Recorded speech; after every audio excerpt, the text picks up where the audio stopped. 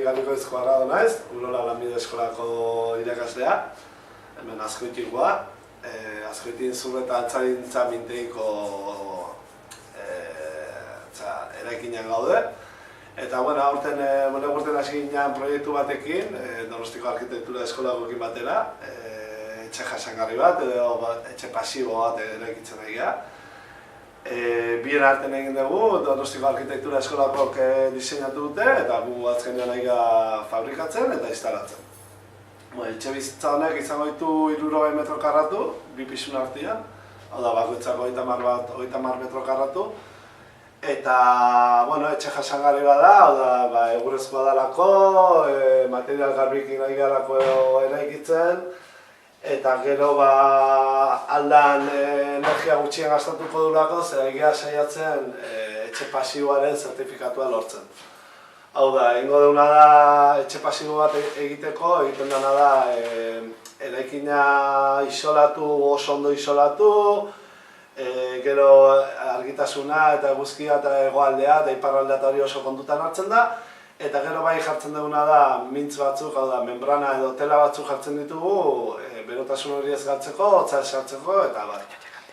Orduan, adibidez hemen ikusten duzuena da, OSB taula daukeula jarrita, hau da, kanpotika jungo da, fatxa ventilada edo, aireztatutako aurre aldea batekin, gero daukau, honen atzekaldean daukau egitura harina, pino radiata, hemen Euskal Herriko pinuakin egindakoa, barrun egurtzuntza isolatzeko, eta gero hau da OSB taula. Eta gero OSB taulan jartzen ditugu zinta hauek ikustiko dezulako denen, ez da asko galetuko dute zer dan, hau da haizia ezuna pasatzen uzten. Haizia eta, azkenean da tela horren zelo mota bat. Telakin ezin duguna tapatu.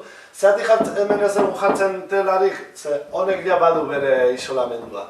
Honek ere ez diguzte pasatzen haizeari eta bar. Eta, jugo da komun bat, sala, sukaldia, logela eta goiko aldean terrazatxo bat dauka. Azken bidean parte hartu dute danok, ez? Bigarren urteko ikaslek, zuek amengo bastiro egiten, baina atzaldeko ikastadoetan da bai lanbide, Rafa Ikaina, lanbideko ikastadoak, eta gero narekin hobetuzkoak egin dutela egureko instalakuntza.